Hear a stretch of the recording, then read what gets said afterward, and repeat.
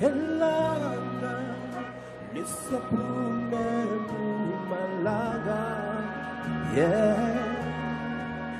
Lezingane Silana Zile Ubushukuti Talu Saspegile, yeah. Ubushukuti Talu Saspegile Father before stay alone.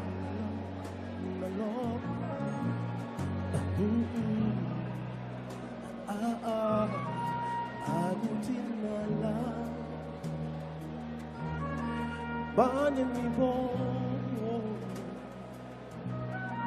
but to share your love in the Lord.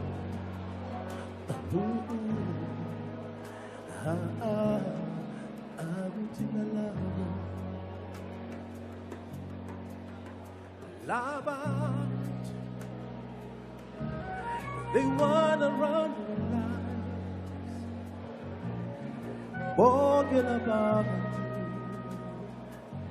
faithfulness elegant,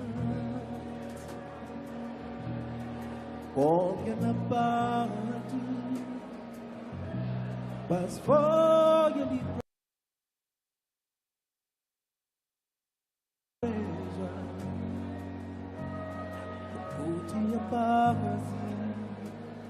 I see the love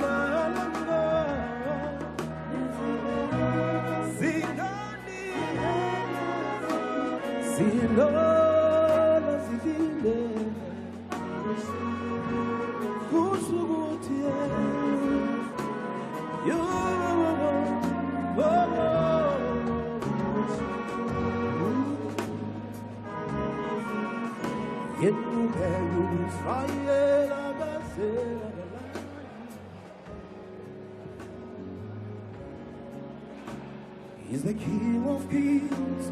He will is upon. Yeah, yeah.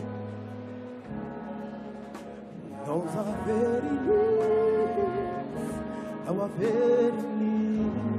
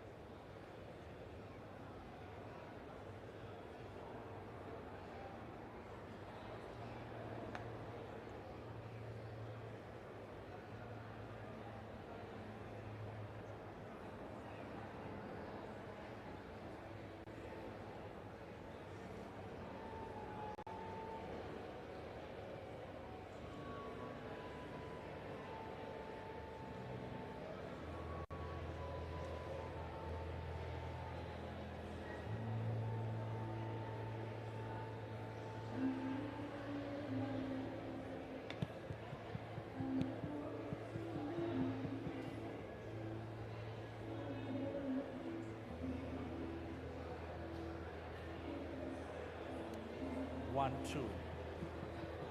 1, 2. Testing.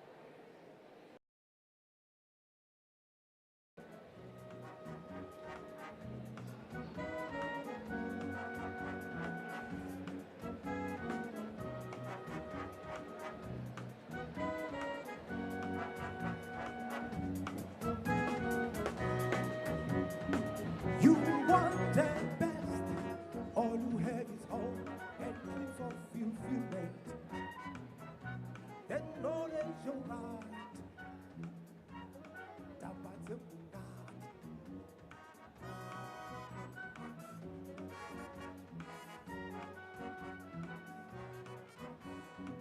You're a snowboy, what is out there? The feeling of freedom. You belong to yourself. Get up and say,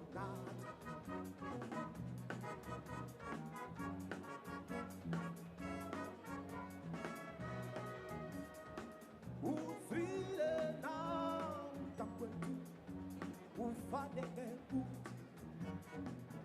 ungalahitizio ubanitebala.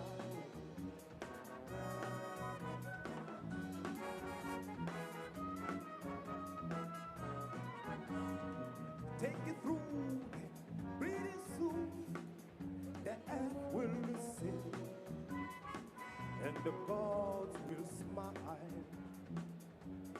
fruits of your toil.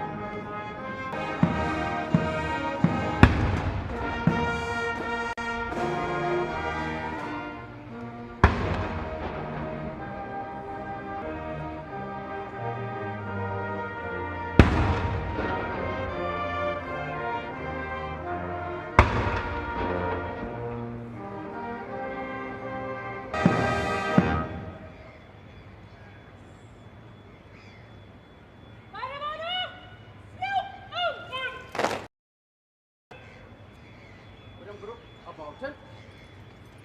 Quick march.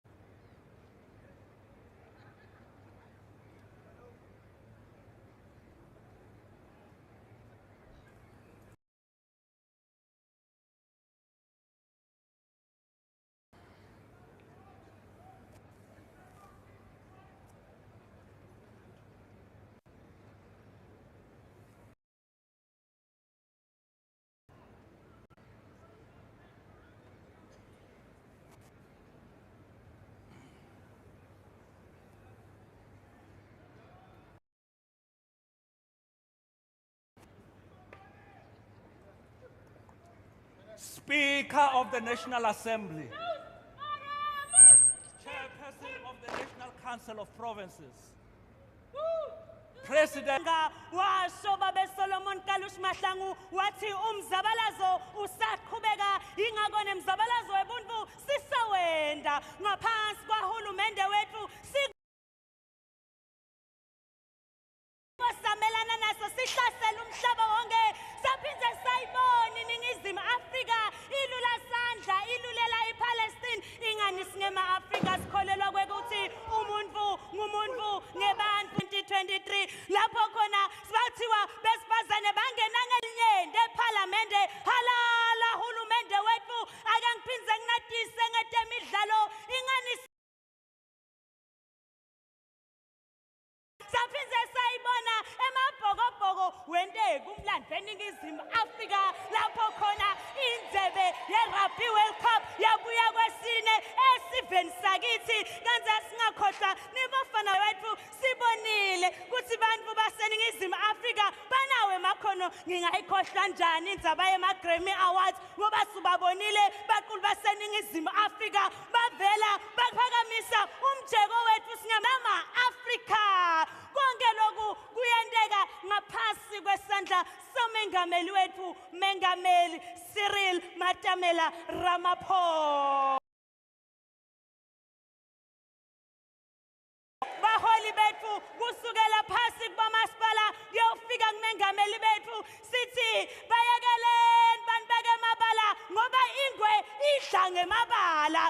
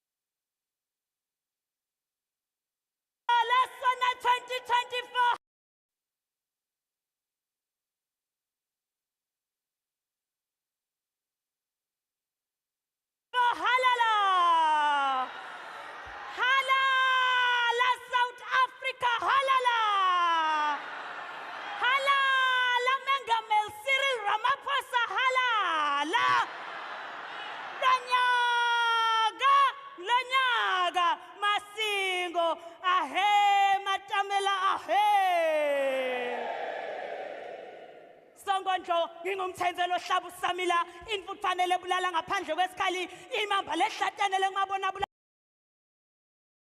bakukuthi emuva ngiwasempumalanga ngingiphumalanga sikothe sithuthelane ngebuhle ngaphasi kwamake premier referendumseni ngiwasenzaweni yasenkomazi.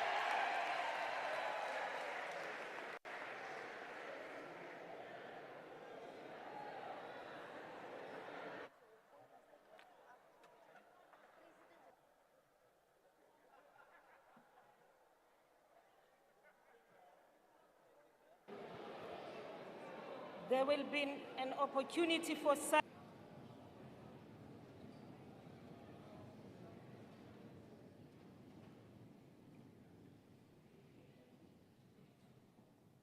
Please be seated. Order, honorable members. Honorable members called this joint sitting of the National Assembly and the National Council of Provinces in terms of Section 842D of the Constitution of the Republic address to Parliament. Honorable members, before I invite the President to address this joint sitting, amendments to the joint rules of Parliament were agreed in respect of Chapter 2 of the joint rules, specifically Parts 1 and 2 in joint sittings and the rules of debate. In this regard, I wish to highlight the following, which the joint sitting was called. Rule 15.3 provides that no member may interrupt the President in the State of the Nation address. In terms of Joint Rule 5.7, a point of order must be confined only to a matter of breach of these practice or a matter relating to unparliamentary conduct and must be raised immediately when the alleged breach occurs. The member raising the point of order is being based. A member wishing to raise a question of privilege must report it to the Speaker or Chairperson without delay in accordance with Joint Rule 5.8. If the alleged breach of privilege is, in the opinion of the Speaker or the Chairperson, adequately substantiated and may affect a joint sitting of the House,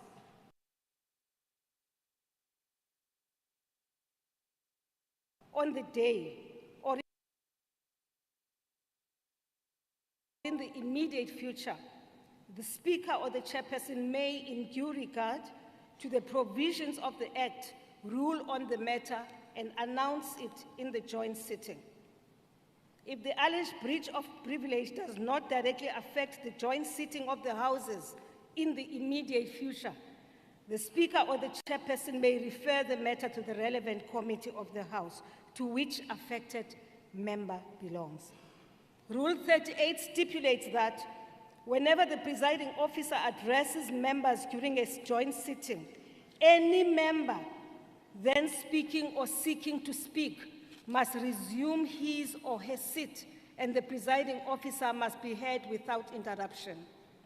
Rule 52 provides that no member shall use unparliamentary, offensive, abusive, insulting, disrespectful, unbecoming language or sounds, or offensive or threatening gestures. Rule 57 provides that rulings by presiding officers are final and binding and may not be challenged or questioned in the House. In terms of Joint Rule 8, a member who willfully fails or refuses to obey any joint rule or order or resolution may be found guilty of contempt of Parliament. As members are aware, the rules are there to protect the dignity and decorum of the House and to ensure that business before the Houses of Parliament is conducted in an orderly manner. Rule 41 states that if the presiding officer is of the opinion that a member is deliberately contravening a provision of these rules, or that a member is disregarding the authority of the chair, or that of a member's conduct is grossly disorderly, the presiding officer may order the member to leave the chamber immediately for the remainder of the sitting. I now call the Honorable, the President, to address the joint sitting.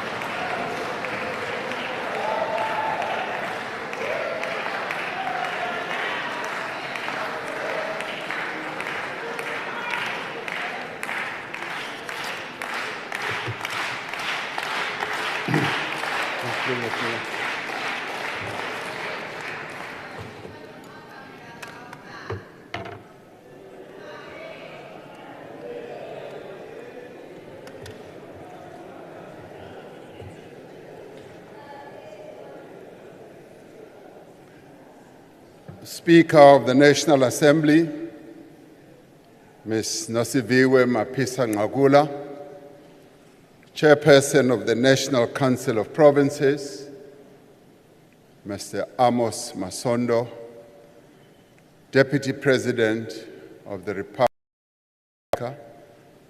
Mr.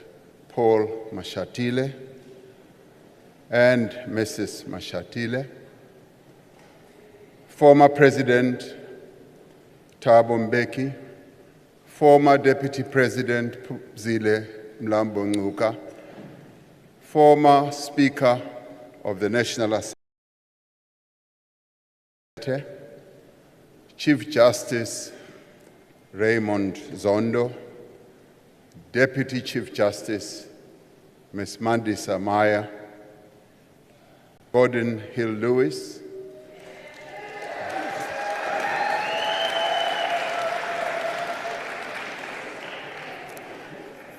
Dean of the Diplomatic Corps and Regional Deans, the heads of institutions supporting our democracy, eminent persons representing our 9 provinces who I just greeted a few minutes ago, members of Parliament, and fellow South Africans.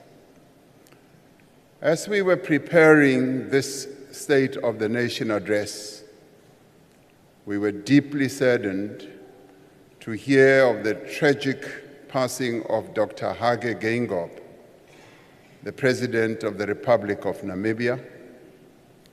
President Geingob was a dear friend to me and to the people of South Africa, and a comrade in arms in the struggle for our freedom.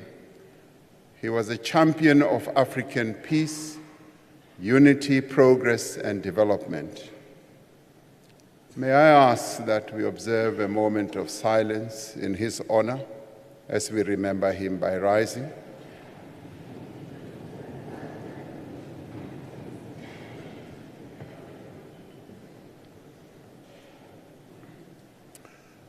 Thank you.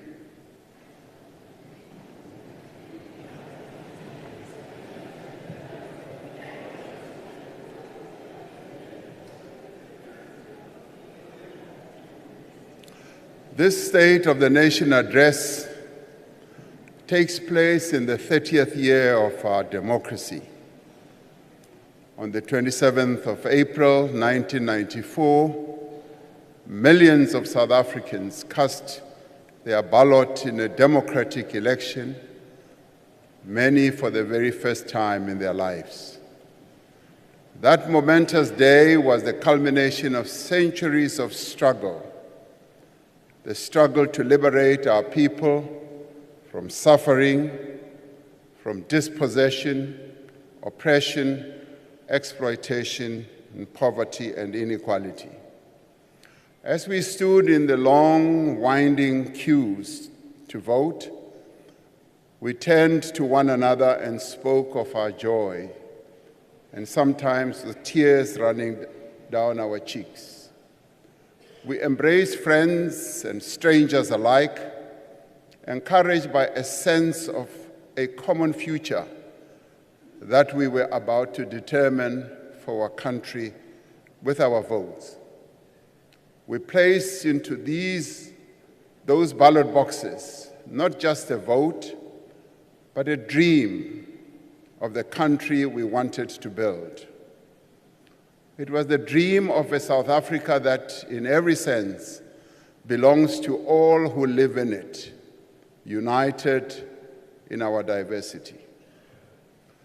The world watched as Nelson Mandela, the father of our nation, cast his vote in Inanda in KwaZulu-Natal, the land of Ushaka, a hero whose name echoes across the ages, the birthplace of John Langalibalele Dube, the first president of the African National Congress.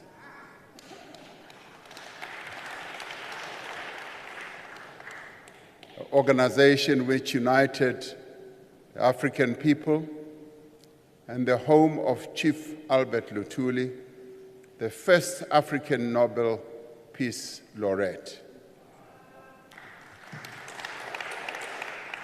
In many ways, his voting in Inanda, at the place where John Langalibalele Dube is buried, was symbolic, because through casting his vote there, he was reporting back to the first president of the ANC on how far the struggle had been prosecuted.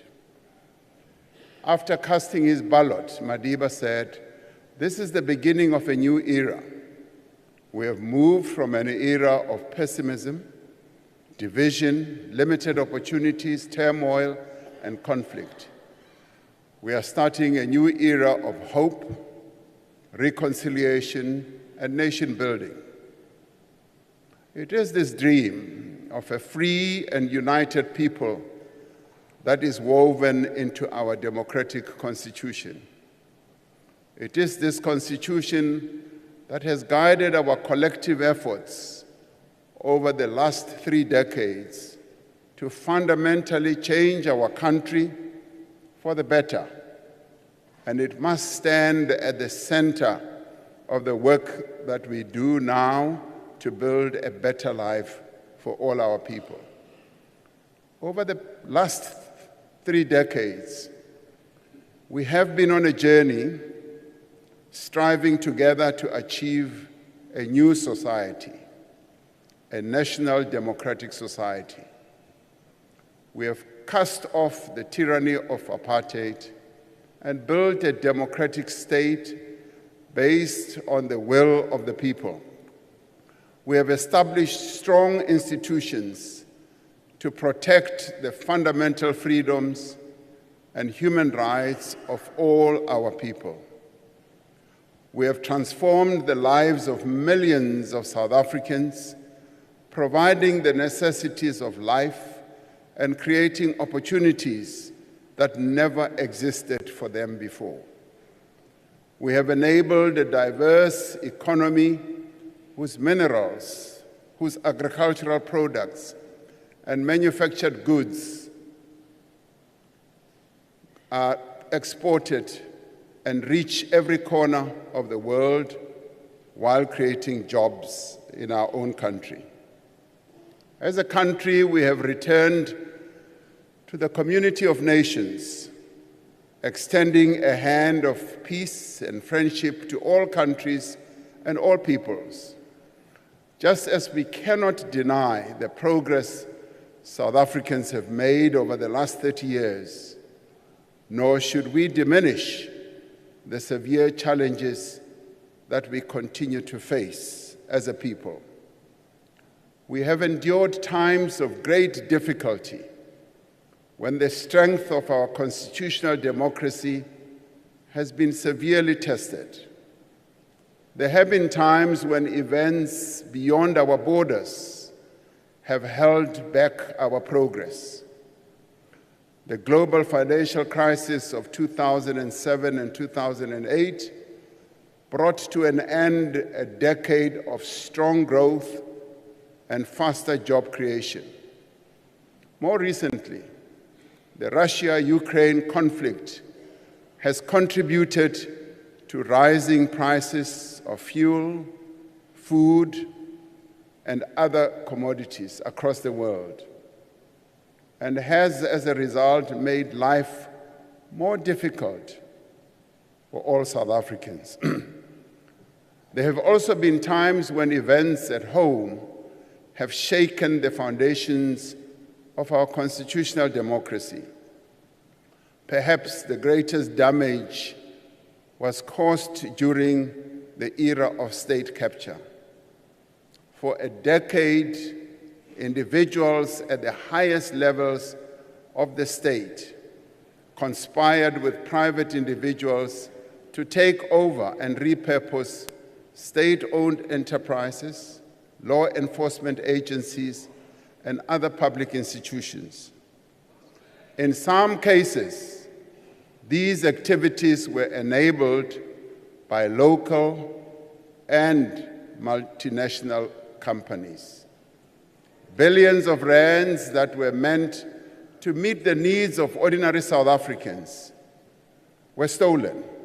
Confidence in our country was badly eroded. Public institutions were severely weakened. The effects of state capture continue to be felt across society, from the shortage of freight locomotives to crumbling public services, from poor performance of our power stations to failed development projects in a number of places. But South Africans, including many honest and dedicated public servants, fought back and worked together to defeat state capture. Even then, attempts to thwart the country's recovery continued. We recall with great anguish the events of July 2021, when individuals loyal to their own interests sought to provoke a popular insurrection, leading to a tragic loss of life and widespread destruction. Again, undo the hard-won gains of our freedom failed because the people of South Africa stood firm together for our Constitution and its promise of a better life for all. It was the same determination that enabled the country to endure the devastation of COVID-19, the worst global pandemic over a century. More than 100,000 South Africans lost their lives to the disease, and more than 2 million people lost their jobs.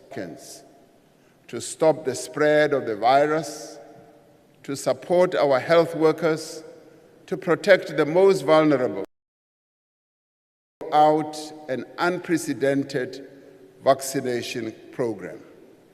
We were able to unite society around a common effort. I want to pay tribute to many thousands of South Africans who made financial contributions to the fund, to the workers who produce medical supplies, and to the nurses, the doctors, and other health workers, to our soldiers who were ill. Another major challenge we had to address during this period is, as the government, we have introduced laws and directed more resources to prosecuting perpetrators, providing better support to survivors, and promoting women's empowerment at an economic level. As a society, we must intensify our collective efforts various efforts that are going to bring gender-based violence and femicide to an end. The country has had to confront the effects of climate change. We have had devastating wildfires here in the Western Cape, destructive floods in KwaZulu-Natal, unbearable heat waves in the Northern Cape, persistent drought in the Eastern Cape, and intense storms in Gauteng and Northwest. Much of the task of this administration was to get our country through these challenges and to work to regain our way. While each of these events has left its mark, our country has weathered every storm and every challenge that we confronted. Yes, we have the scars to show, but in every case, South Africans have been resolute. We have not only persevered, but we have come back stronger and more determined from all these calamities that befell our country. All these efforts have demonstrated how South Africans value their freedom, a freedom that was won after decades of struggle. The story of the first 30 years of our democracy can best be told through a number of initiatives that have been embarked upon in the 30 years. But I think that the story can best be told through the life of a child who was born at the dawn of our democracy called Tintswalo. Tintswalo, democracy's child, grew up in a society that parents and great-grandparents. Loko Tintswalo afika ka South Africa. Ukumekuri swilo leswi endlaku ihulumeni wa hina iswona swi nga kona vutomi bya yena pambili. She grew up in a society governed by a constitution rooted in equality, of the inherent dignity of every citizen. Tintswalo and many others born at the same time as her were beneficiaries of the first policy under the age of 6.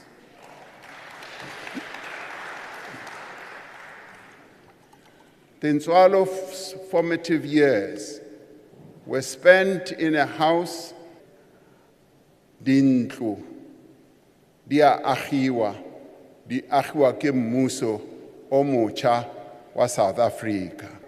Ba ne ba kgolela dintlong tsa maratarata. Empa yena o ile a re ha tswalwa a hwetša gore mmuso o wa South Africa o provided with basic water and electricity in a house where her parents were likely to have lived without electricity before 1994.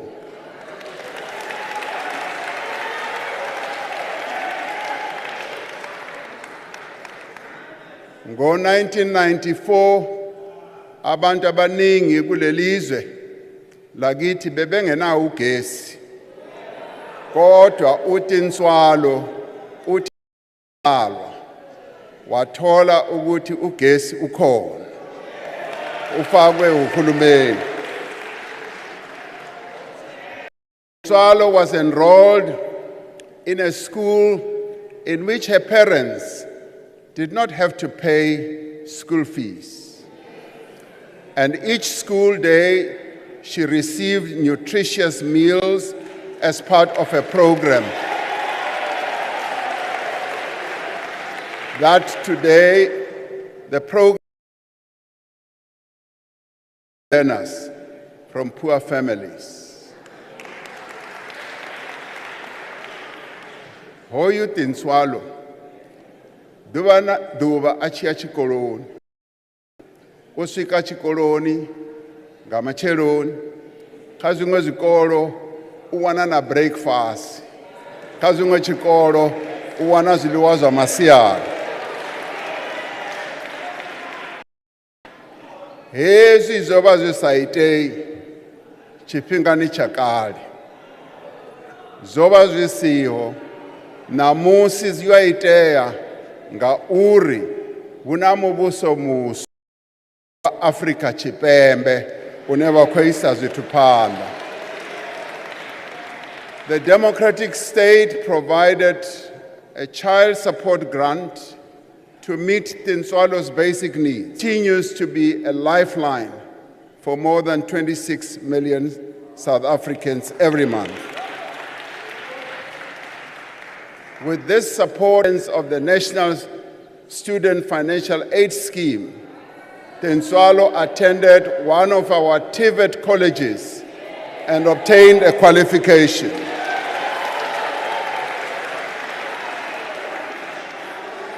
When Tintswalo entered the world of work, she was able to progress and thrive with the support of employment equity and black economic empowerment policies.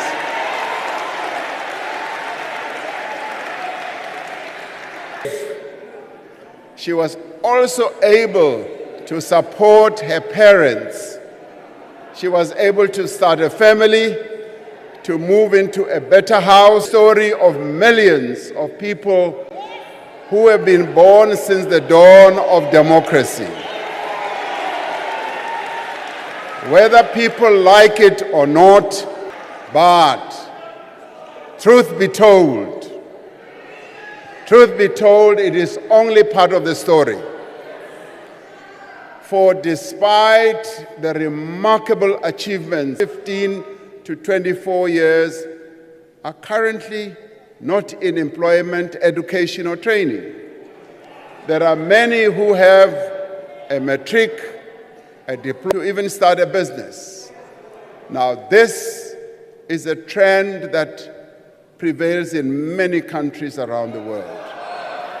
While economic growth is that many of democracy's children need, as government, we have taken steps to address the youth unemployment, young people.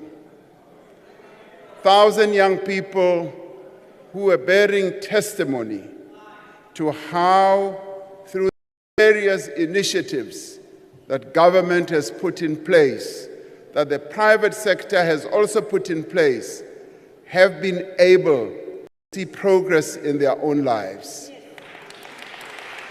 3 years ago, building on the experience and success of this program, we launched the Presidential Employment Stimulus. Through this program, we've been able to create more than 1.7 million work and livelihood opportunities. Through the stimulus, we have placed more than 1 million young people as school assistants in 23,000 schools. If you talk to school principals, you talk to school teachers, they will tell you how beneficial this program has been in assisting them in their schools, but more importantly, how beneficial this program has been to these young people who are being introduced to the world of work. This has provided them with valuable work experience while improving learning outcomes. Through the Presidential Youth Employment Intervention, we have established what we call SA Youth Mobi as a zero-rated platform for unemployed young people to access opportunities for learning and earning. Over 4.3 million people young people for that matter, are now engaged on the network, and 1.6 million have so far secured opportunities. We have, working together with the National Youth Development Agency, the NYDA, set up a number of initiatives to provide opportunities for young people, including the National Youth Service and the Youth Employment Service, where we are cooperating and working with the private sector. A number of companies in our country have signed up to this, as they have seen the need to join in the task of creating job opportunities for young people. These programs matter because work matters to people. The NYDA has played a key role in assisting a number of young people to start their own businesses. Having a job does not only provide an income, it is fundamental to people's sense of self-worth, of dignity, of hope, purpose, and inclusion. From the depths of deprivation and inequality, we have worked over 30 years to ensure that all South Africans have an equal chance to prosper. And we have sought to live up to leaving no one behind. It is not enough to recognize the injustices of the past. We need to correct them. We have introduced laws and undertaken programs to enable Black South Africans who were previously disadvantaged and prevented from getting into many opportunities. We've also enabled women to advance in the workplace, to become owners and managers, to acquire land and to build up assets, even as, because they are women, were prevented by laws of the past from doing so. The proportion of jobs in executive management held by Black people have increased exponentially, almost fivefold between 1996 and 2016. One of the overriding challenges this administration had to deal with when it took office was state capture and corruption. Our first priority was to put a decisive stop to state capture, to dismantle the criminal networks within the state and to ensure that perpetrators face justice. We had to do so.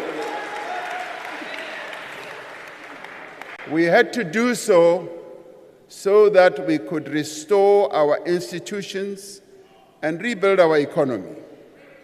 We appointed capable people with integrity to head our law enforcement agencies, government departments, security services, and companies, often through an independent and transparent process. The credibility and efficiency of a number of institutions, like the South African Revenue Service, have been restored and their performance has improved. Some may not like this, but that is the reality of what has happened. We set up the Investigating Directorate as a specialized and multidisciplinary unit within the National Prosecuting Authority to investigate corruption and other serious crimes. Great progress has been made in bringing those responsible for all these acts of malfeasance to justice. More than 200 accused persons are being prosecuted as we speak. More are under investigation. Stolen funds are being recovered. Freezing orders, I see you love this. freezing orders of 14 billion rand have been granted to the NPA's Asset Forfeiture Unit for state capture-related cases, and around 8.6 billion rand in corrupt proceeds have been returned to the state. A restored and revitalized SARS has collected 4.8 billion in unpaid taxes as a result of evidence presented to the State Capture Commission, while the Special Investigating Unit has instituted civil litigation to the value of 64 billion rand. We have taken steps, including through new legislation, to strengthen our ability to prevent fraud and secure our removal from the grey list of the Financial Action Task Force. With the assistance of business, we have set up a digital NPA, especially its investigating directorate, which in due course will be expanded to support law enforcement more broadly. Legislation is currently before Parliament to establish a permanent entity with full investigating powers. But there is much more work to be done to eradicate corruption completely. Based on the recommendations of the National Anti-Corruption Advisory Council, we are determined to introduce further measures to strengthen our anti-corruption agencies, to protect whistleblowers, lobbying, and prevent the undue influence of public representatives in procurement. We will not stop until every person responsible, until all money stolen has been recovered. And yes, we will not stop until even those corporates were involved in state capture are made to be accountable.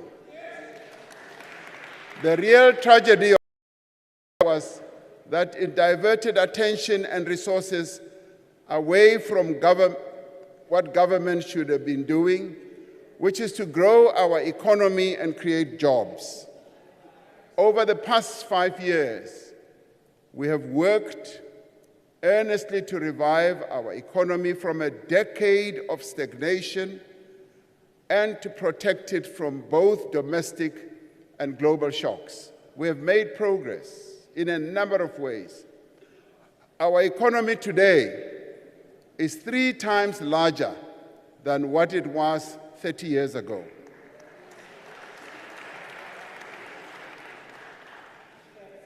The number of South Africans who are in employment has increased from 8 million in 1994 to 16.7 million today.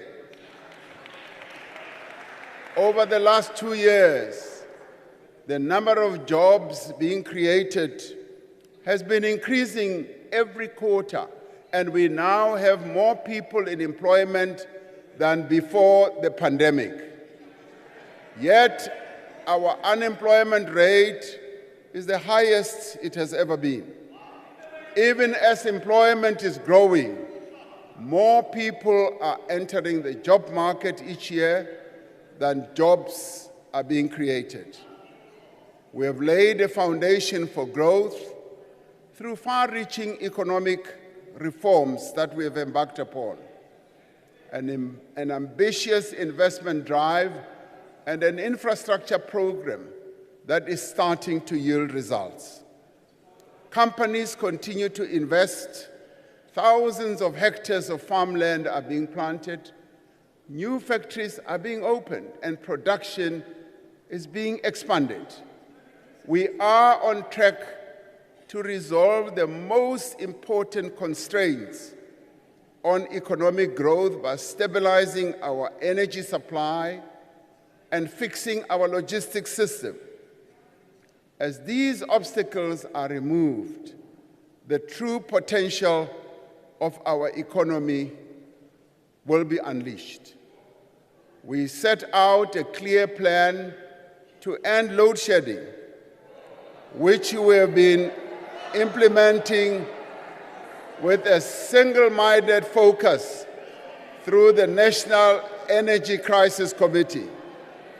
We have delivered on our commitments to bring substantial new power through private investment on the grid, which is already helping to reduce load shedding.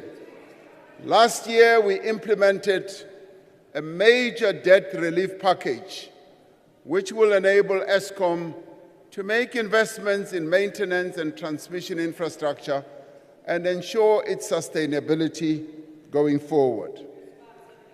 Since we revived our renewable energy program 5 years ago, we have connected more than 2,500 megawatts of solar and wind power to the grid, with 3 times this amount already in procurement or construction. Through tax incentives and financial support, we have more than doubled the amount of rooftop solar capacity installed across the country in just the past year. We have implemented sweeping regulatory reforms to enable private investment in electricity generation, with more than 120 new private energy projects that are now in development. These are phenomenal developments that are driving the restructuring of our electricity sector in line with many other economies have done to increase competitiveness and to bring down their energy prices. Through all these actions, we are confident that the worst is behind us and the end of load shedding is finally within reach.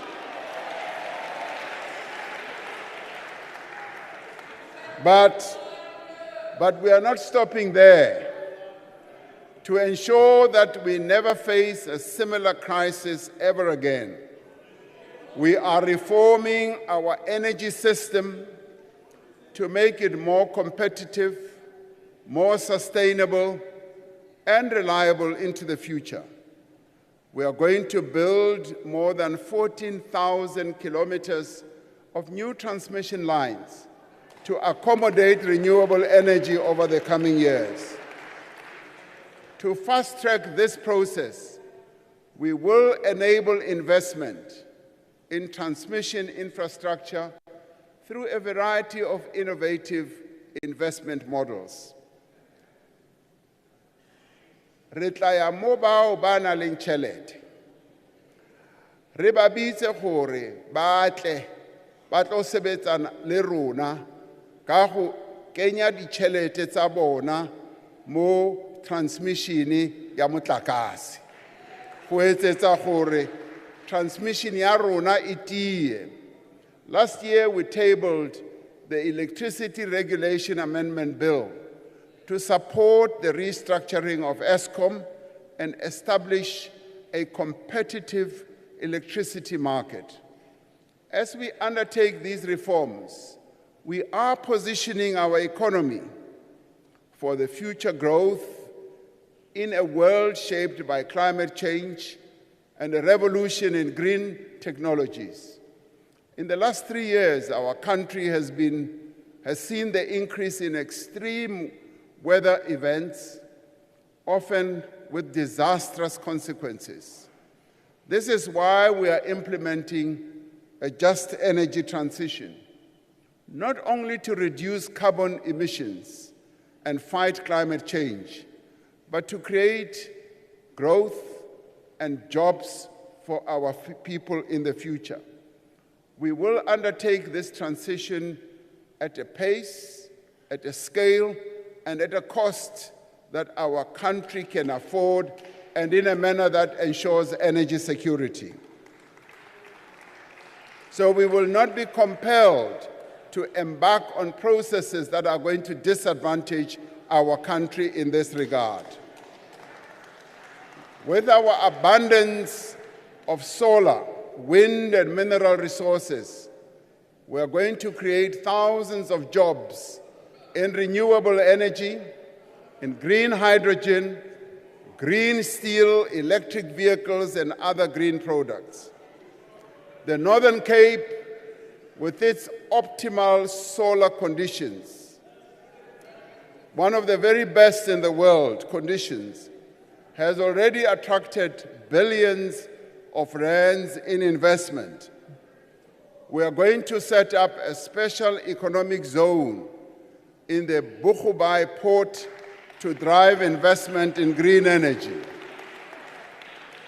There's a great deal of interest already from the private sector, with companies such as Sasol and many others who are ready to participate in the boom that will be generated through our green hydrogen energy projects.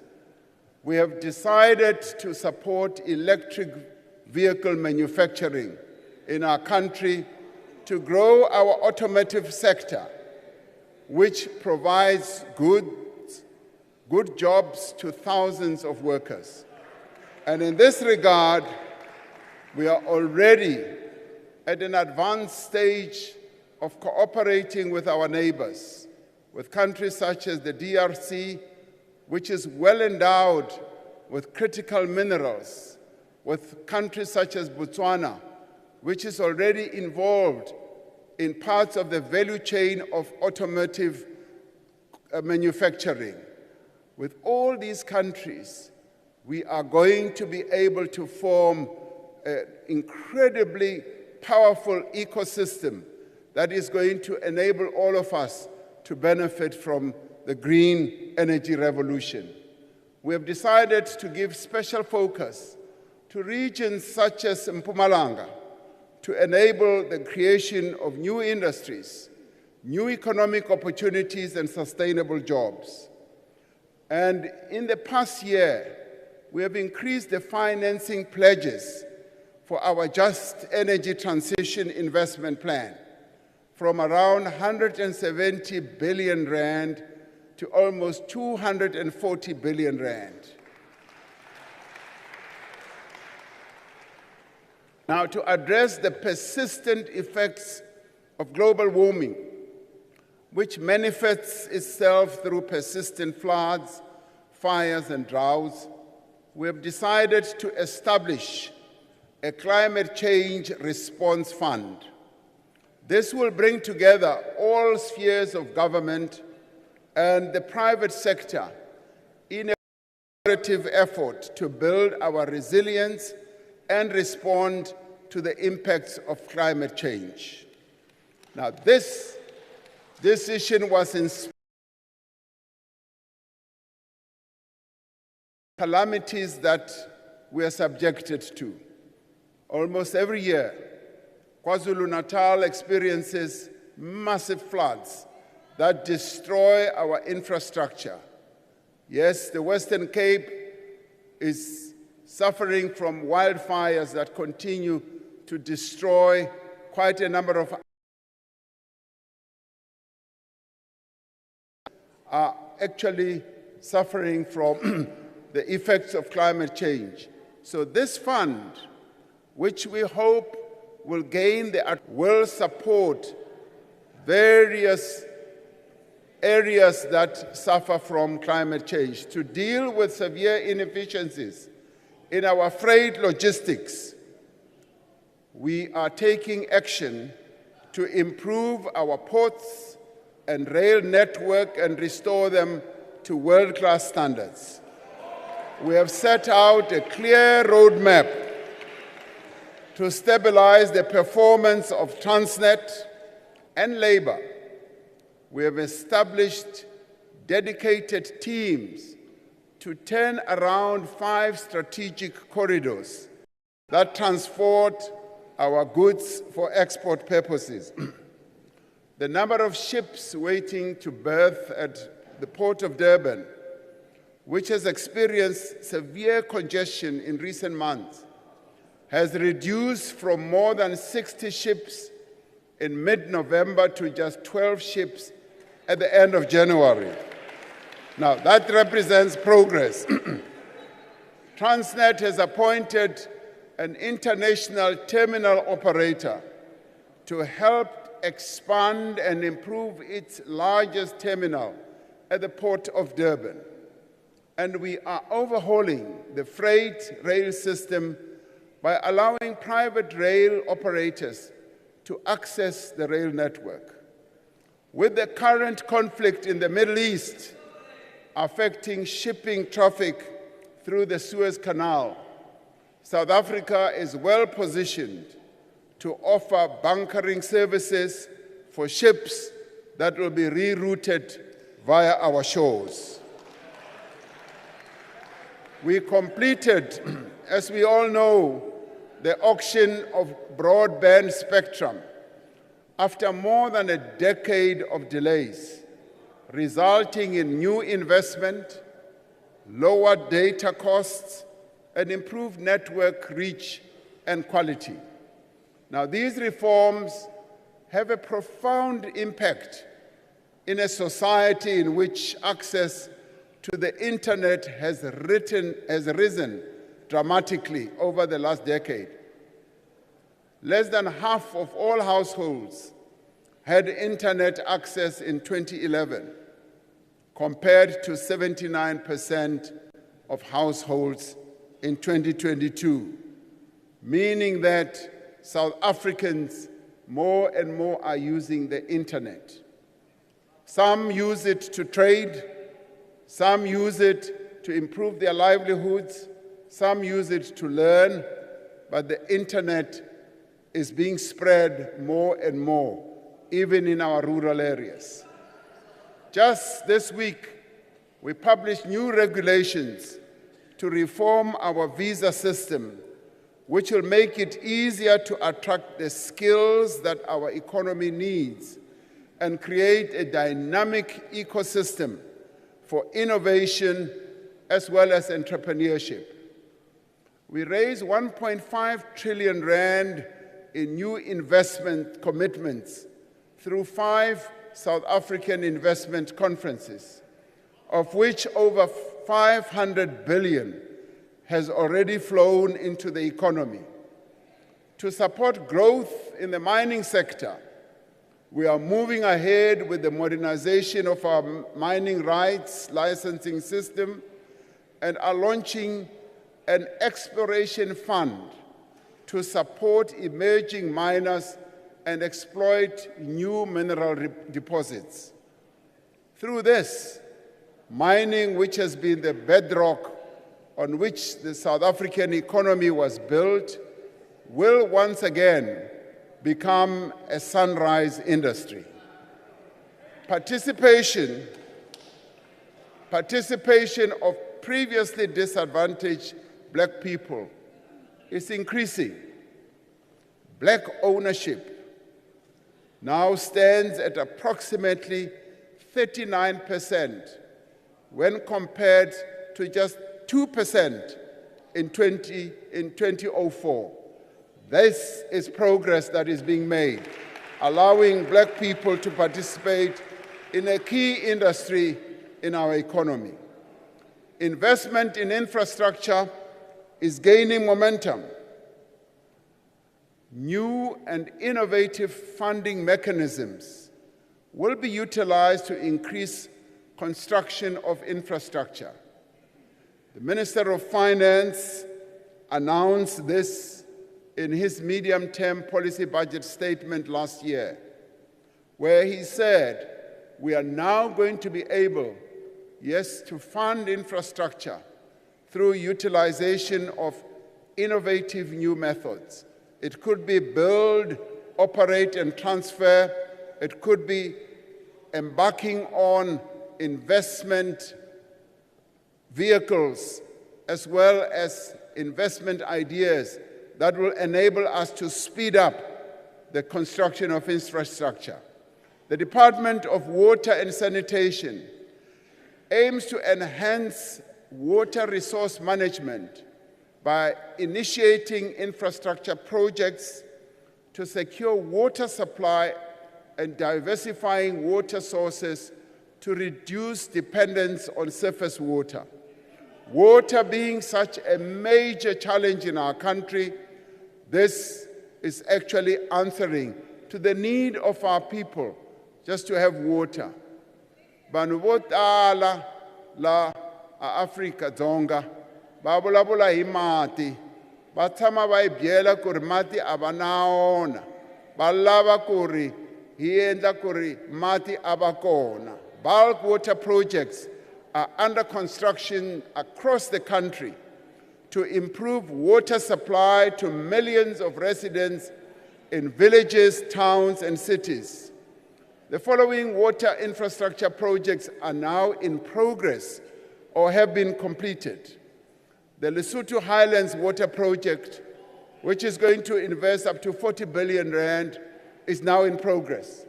Umzimvubu, that we've been talking about for years, has now commenced.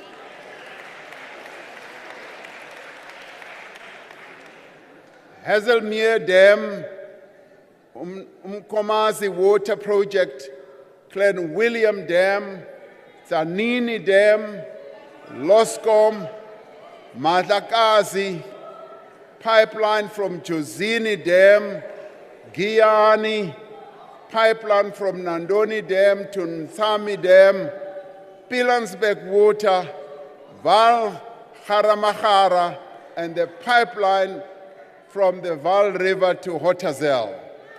Now, all these are projects that are underway or have been completed. In the Eastern Cape, the Msikaba and the Mtento bridges are beginning to rise over the landscape and will be among the highest in Africa once completed. So if you want to find the highest bridge in Africa, you will have to go to the Eastern Cape. The steel used, now the steel used for part of the project is fabricated in Mpumalanga, and the iron ore comes from the Northern Cape. In the past 5 years, Sanral, which manages nearly 25,000 kilometers of road, has awarded more than 1,200 projects to the value of 120 billion rand, meaning that the focus on constructing our roads, repairing our roads, yes, even attending to our potholes, is now underway. Yes, it is. Now, you talk to the Premier, you talk to the Premier of the Eastern Cape, he will tell you that many of the roads in the Eastern Cape are now being attended to. Similarly, when you talk to the Premier of the Northern Cape, he will tell you the same. Yes, in November last year, now listen to this one. In November last year,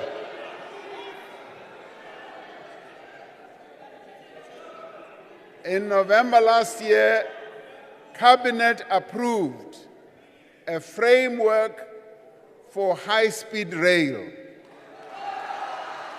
focusing initially on the Johannesburg to Durban corridor. As we grow the economy, we are making it more inclusive through redistribution. Around 25% of farmland in our country is now owned by Black South Africans. And this has been confirmed by an eminent agricultural economist, Wandile Sihlobo. This brings us closer to achieving our target of 30% by 2030. And he says to me, President, we will have exceeded this target by 2030 because a number of initiatives are now underway to ensure that Black South Africans have access to the ownership of land. In the last 5 years, we have supported around 1,000 Black industrialists with funding and other forms of support. These Black-owned firms employ more than 90,000 workers and contribute many billions of rands to our economy. Now, this is the revolution that is underway to bring more and more Black people into the real economy.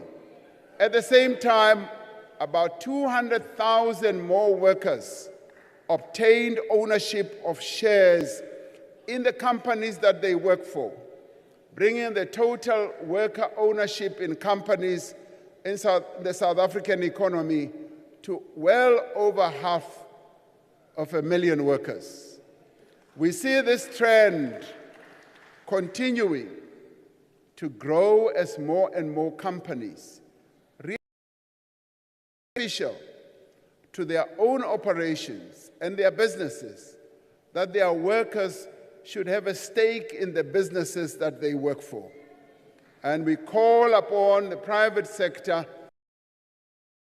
and increase the participation of their workers in the businesses that they work for. The reforms that we have initiated and the work that is underway will enable us, yes, as I said, to improve our logistics system, to achieve water security, and ultimately, it will lead to the creation of jobs. While our challenges have never been greater, our response to these challenges will lead us to greater prosperity than we have ever known. One of the worst injustices of apartheid was the manner in which education was used as a tool to perpetuate inequality and exploitation of Black people.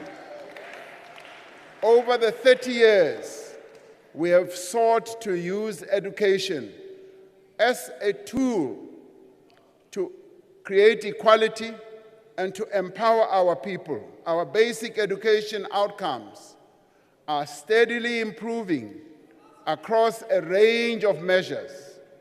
The latest matric pass rate at 82.9% is the highest ever achieved. And we congratulate the matriculants of 2023 for achieving this incredible pass rate.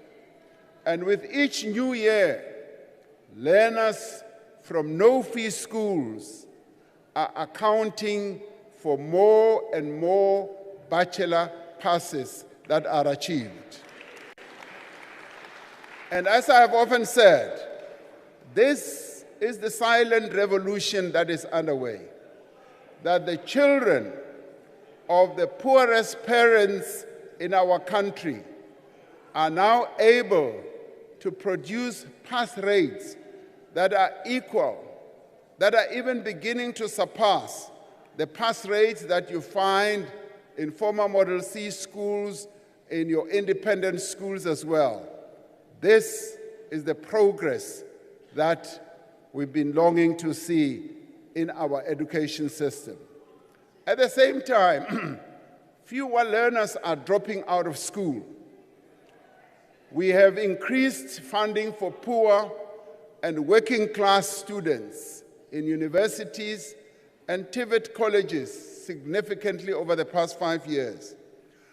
Over the next 5 years, we will focus our attention on expanding access to early childhood development and improving early grade learning and reading, where we are already beginning to see progress. Moving early childhood development to the Department of Basic Education was one of the most important decisions that we have taken, as we are now able to devote more resources to early childhood development and ensure that through cooperative governance, various departments of government do get involved in the childhood development programs, augmented and led by the Department of Basic Education. Our policies and programs have, over the course of 30 years, lifted millions of people out of dire poverty.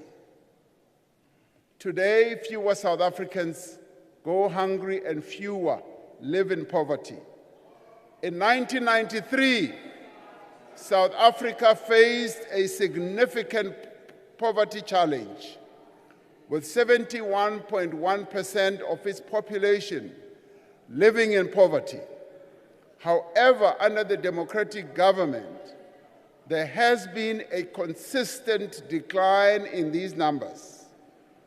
By 2010, the poverty rate had dropped to 60.9%, and it continued to decrease, reaching 55.5% in 2020, as reported by the World Bank. Now, this progress has been made possible by extensive support to those in society who need it most. 5 years ago, we introduced a further measure to tackle poverty by introducing the national minimum wage as envisaged in the Freedom Charter. The decision by key role players, they being business and labor and communities, they took a decision to introduce the national minimum wage. And this has immediately raised the wages of over 6 million workers who support their families. In the midst of the pandemic, we introduced the special SRD grant, which currently reaches some 9 million unemployed people every month. We have seen the benefits of this grant and will extend it and improve it as the next step towards income support for the unemployed. These grants and subsidies do much more than give people what they need to live. They are an investment in the future. Many people tend to dismiss this and say we are establishing a dependent society. We are investing in our people and investing in their future as well. Social assistance has shown to increase school enrollment and attendance. It has also shown to lower dropout rates, and it has also improved pass rates. This is what social assistance to our people does. South Africans today are living longer than ever before. Life expectancy has increased from 54 years in 2003 to 65 years in 2023. The World Health Organization, DG, says this is a phenomenal development, because many countries do not just move from a 55 years of life expectancy to 65. Maternal and infant deaths have declined dramatically. We have built more hospitals and clinics, especially in poor areas, providing better quality of care to more South Africans. We are building new hospitals, and one of those, which is the state-of-the-art type of hospital, is the Limpopo Academic Hospital, which is currently under construction as we speak. Now, I had, anecdotally, a good representation of how our healthcare system has been improving. When the ANC held its anniversary birthday, there was a bus accident where 5 people passed away and scores were injured. They were taken to our hospitals in Mpumalanga and in Limpopo. Now, I went to see some of them, and when they were asked that, don't you want to move to a private hospital because you are on a private medical aid as a result of your job or whatever, many of them said no. We are being well looked after here.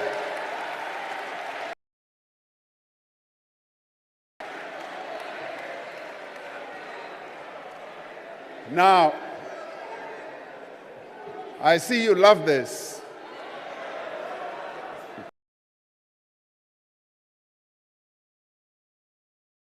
I experienced, and just talking to those people who were lying in bed, who were in rural hospitals in Limpopo and in Mpumalanga. Today, 95% of those receive antiretroviral treatment, and 93% of those are virally suppressed. New HIV effect on people's lives. We are working to improve both the quality of healthcare and equality of access. The national, and that will provide free healthcare at the point of care for all South Africans, whether in the public or private health facilities. I'm looking for a pen. I'm looking for a pen. We plan the NHI dealing with issues like the health system financing, the health workforce, medical products, impactful and meaningful achievements of the first 3 decades of freedom has been in providing homes to our live in a formal dwelling, as said by the Statistician General. Where there were once shacks and mud houses with thatch roof, they are now homes of brick and mortar. There are homes and to wash with, homes with electricity for lighting and cooking. At the end of apartheid, only 6 out of 10 had access to clean water. Today, the figure has increased to nearly 9 out of 10 South Africans. We are working to ensure that subsidized housing is located close to work, close to education and other services. But for services to be delivered, local government has to work. Now, when it comes to housing, we are also embarking on new and innovative funding mechanisms. We have tested this in the Northern Cape, where we are doing what we call front-loading. And we launched together with Premier Zamani Sol a project that will result in 4,500 houses for R1 billion, funded through the Development Bank of South Africa. Now, this is an innovative way, and we are now putting these new methods of funding infrastructure to enable us to ramp up infrastructure so that the infrastructure build financial and service delivery measures. These constraints affect every aspect of our people's daily lives. We have started the implementation of a number of measures to address this problem by providing support to local government, including professionalizing the civil service and ensuring that people with the right skills and the appropriate capability that people are not appointed because they know so and so and so and so. The Presidency, the National Treasury, and COCTA are working together to enhance technical capacity in local government and to improve planning, coordination, as well as fiscal oversight. Now, through the presidential imbizos that we have held across the country, we have seen how the district development model has brought together all spheres of government and key stakeholders to address the service delivery challenges in communities. The district development model has proven to be an effective instrument to enhance cooperative governance and collaboration. Through this model, we are breaking down the silos that we often find in government, where we enhance government departments working together and all layers of government also working together, adhering to what is set out in our Constitution. We will continue to broaden and deepen this process. Tackling crime and insecurity is a key priority. South Africans deserve to live in a safe environment, to walk freely without fear in their neighborhoods and public spaces. During this administration, we have focused on equipping our law enforcement agencies, which had been systematically weakened, to do their work effectively.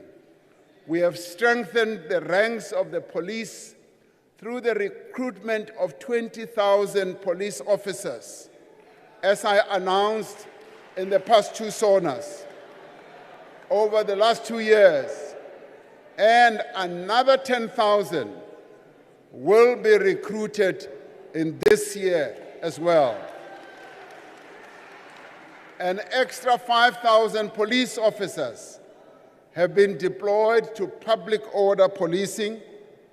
The South African Police Service has launched a very effective operation or initiative, which is Operation Shanela, as a new approach to target crime hotspots, which has resulted in over 285,000 arrests.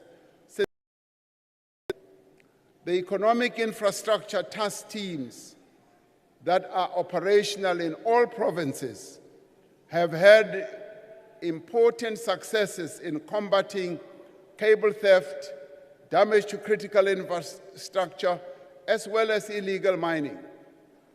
Through close collaboration with the private sector, we have seen a reduction in security incidents on the rail network. We launched the new Border Management Authority last year to improve the security of our borders and have already stopped well over 100,000 people who tried to enter our country illegally. Together with the civil society, we developed the National Strategic Plan on Gender-Based Violence.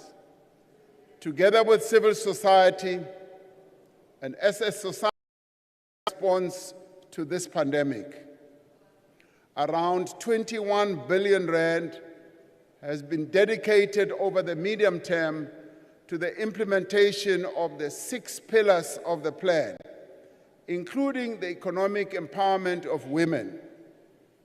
New laws were introduced to strengthen the response to the criminal justice,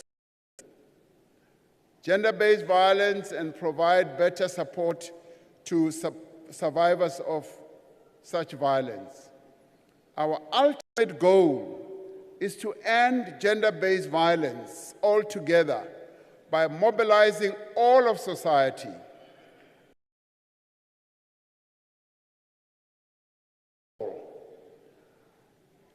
For a pledge that men in South Africa should be invited to sign, to ensure that they demonstrate their personal commitment to ending this scourge.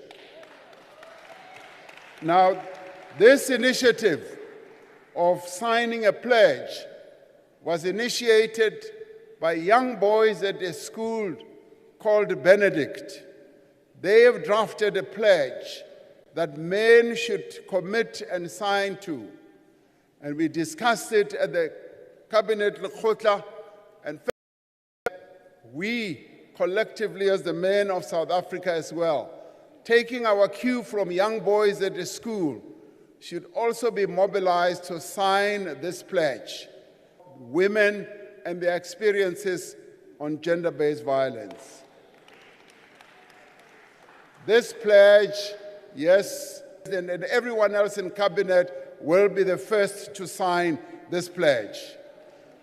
We still have a long way to go. Safer communities to prevent violent crime and protect our infrastructure. That a professional, well-trained and properly resourced police force working closely with our communities will make our country a safer place. And it is therefore a further call up of community policing forums that should be effective, which we as government have committed to fund. Today, every South African our rightful place on the world stage. We remain committed to playing a constructive role on our continent and around the world for the realization of a better Africa and a better world. We will continue to play an important role to silence the guns throughout our continent. Our engagement with the parties in the Russia-Ukraine conflict through the Africa Peace Initiative are progressing. We engage in these peace efforts because we believe that even the most intractable conflicts can be brought to an end through negotiations. Of human rights and freedom, we have taken up the Palestinians' cause to prevent further deaths and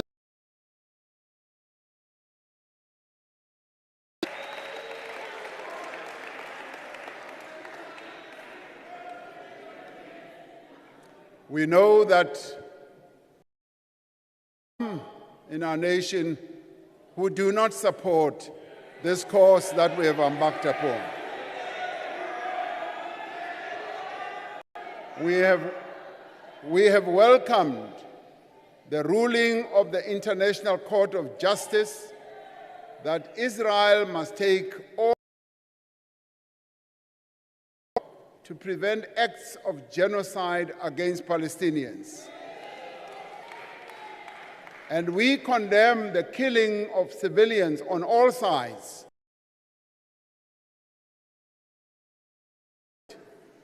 To commit to a peace process that will deliver a two-state solution as resolved by the United Nations. We will use our foreign policy to pursue our development goals. During our leadership of BRICS last year, we witnessed a new chapter for BRICS, presents opportunities for trade and a strengthening of political and diplomatic ties between countries in the build on the progress we have made in establishing the African Continental Free Trade Area, which will transform South Africa's economy and that of the continent, and increasing economic participation across our continent. And we will place Africa's development at the top of the agenda when we, as South Africa, host the G20 next year in 2025. The achievements of 3 decades are a testament to the power of collaboration and partnership to address our most pressing challenges. Our country has a vibrant civil society, a powerful union movement, and an engaged private sector. Over the last 5 years, we have worked with these social partners to address challenges such as to keep people safe and to distribute vaccines during the COVID-19 pandemic, and to mobilize a society-wide response to gender-based violence. We have come together with our social partners to end load shedding, to address the challenges in the logistics sector, to tackle crime and corruption, and to also accelerate job creation.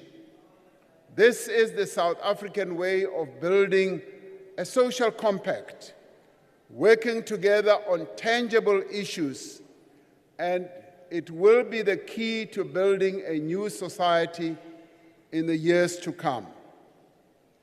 This is the last State of the Nation address of the 6th Democratic Administration.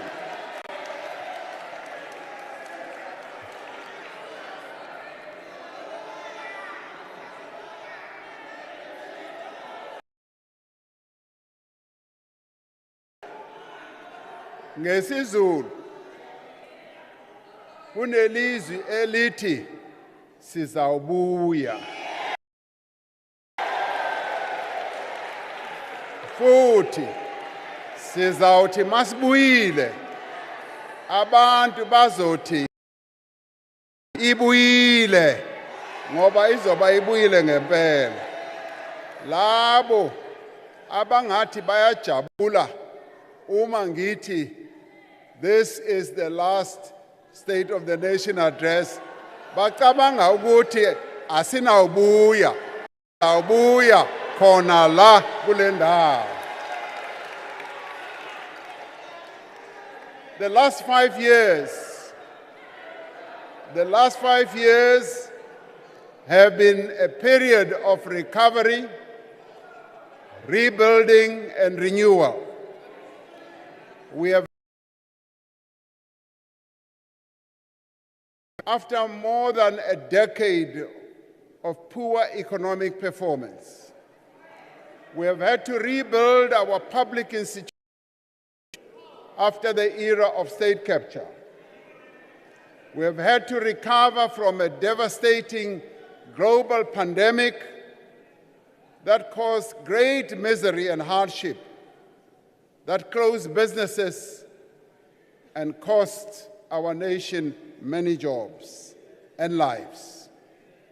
And we have had to confront and overcome a debilitating electricity crisis that, despite significant improvement in recent months, continues to hold back our economy. We have come a long way in the last 5 years. We have built on the achievements of the last 3 decades, and we have taken decisive measures to address the immediate challenges facing South Africans. Restored the independence and capability of our law enforcement agencies to tackle corruption and crime. We have worked to advance the rights of persons with disability.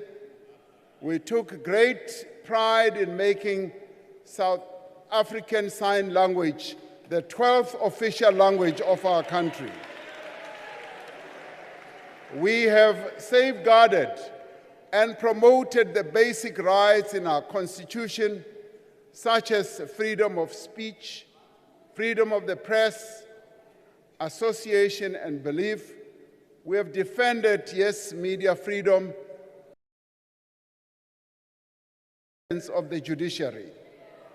We have protected and advanced the rights of members of the LGBTQI+ community and continue to combat all forms of prejudice and intolerance, and particularly also to people with albinism. We have made significant progress on measures to grow our economy, to create jobs, and to reduce poverty.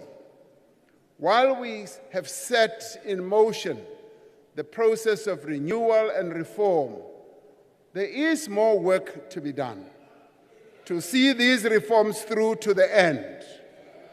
We will see the work that is underway and ensure that it goes ahead.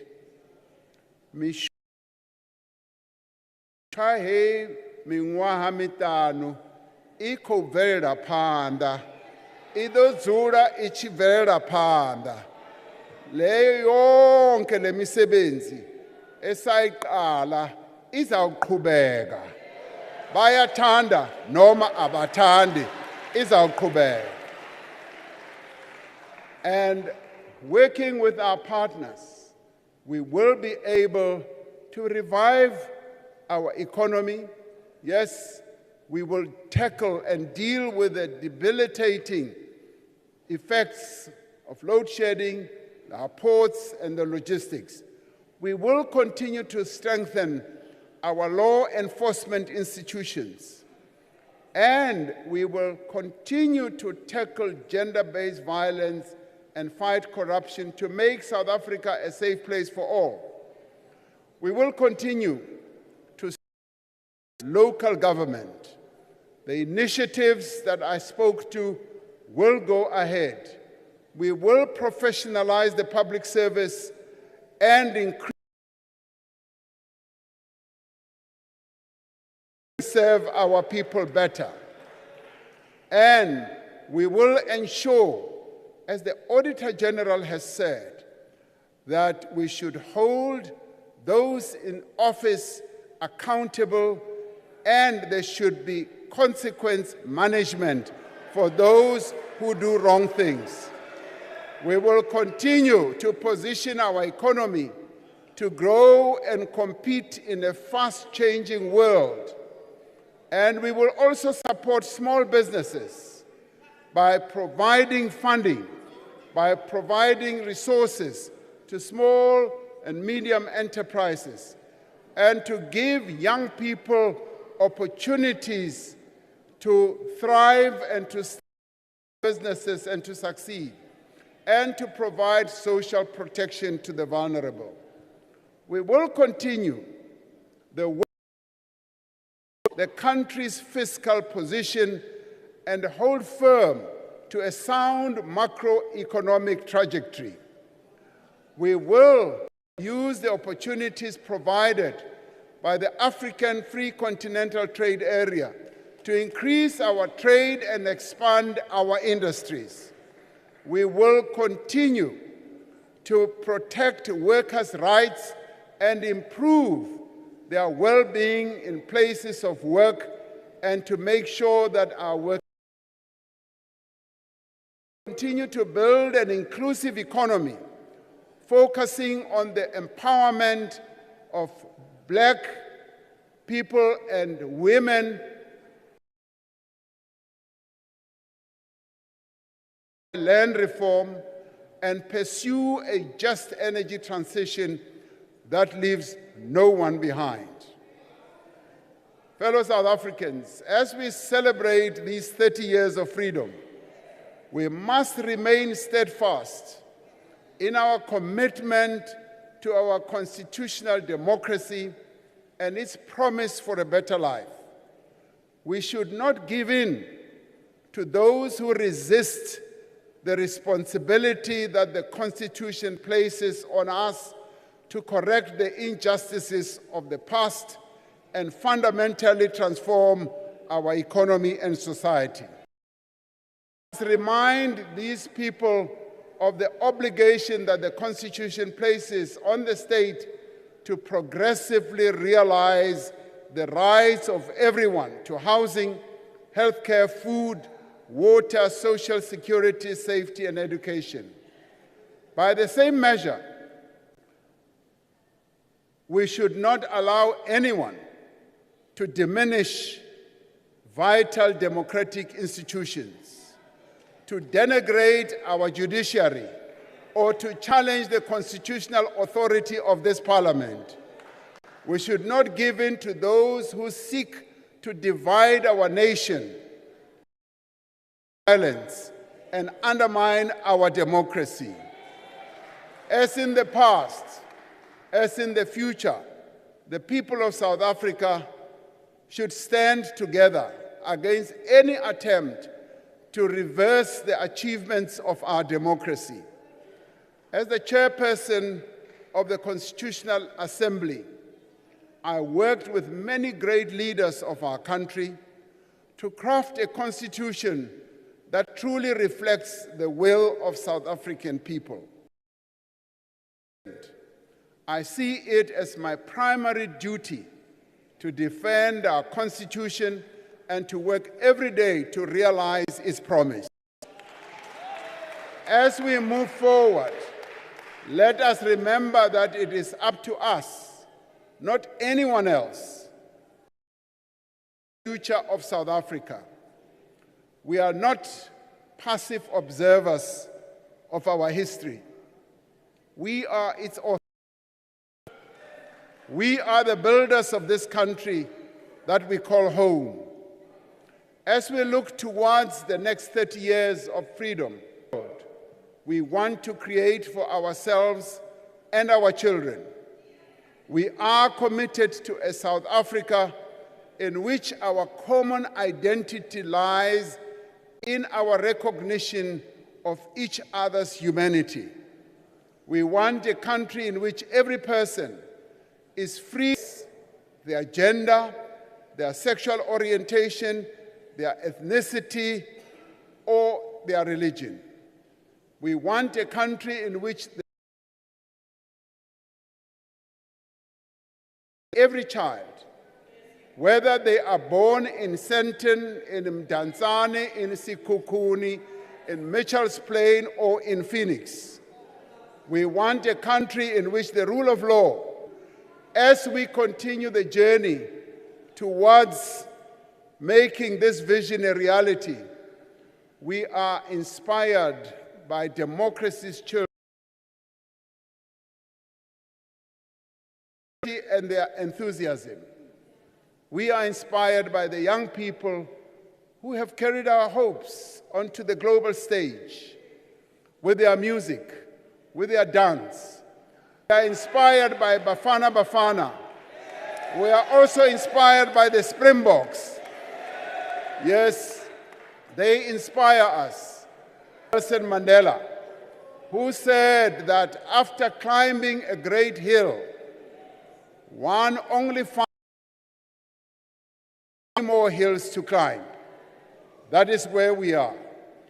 And he said, I have taken time to rest, to steal a view that surrounds me, to look back on the distance I have come. But I can rest only for a moment. For the freedom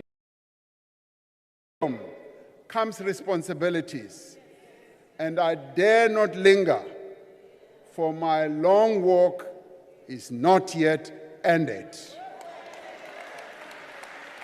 Washo inde lendlela tsela ena e sampane le telle ho tlameile hore re tsamaye tsela ena re a rata kapa re rate setse re le come far. Yes, we still have a long way to go. Like Madiba, We must keep moving, always forward, that our victory is certain, because indeed it is certain. Ndiyalibuka, ikhensile ngiyabonga kubo bonke abantu balapha eMzantsi Afrika. Nilale.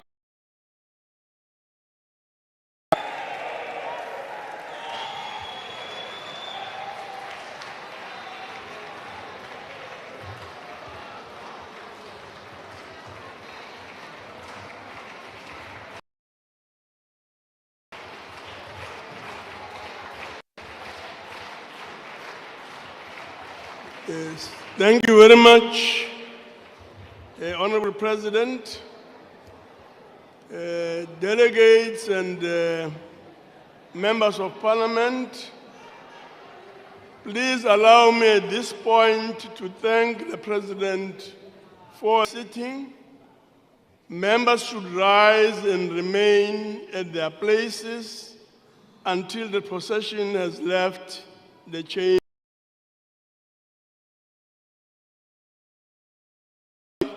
Should remain seated until the judiciary has left and the ushers indicate that the doors are open. The procession led by the usher of the Black Rod and the acting sergeant at arms will leave the chamber. The Speaker of the National Assembly, the Chairperson of the National Council of Provinces, the President, the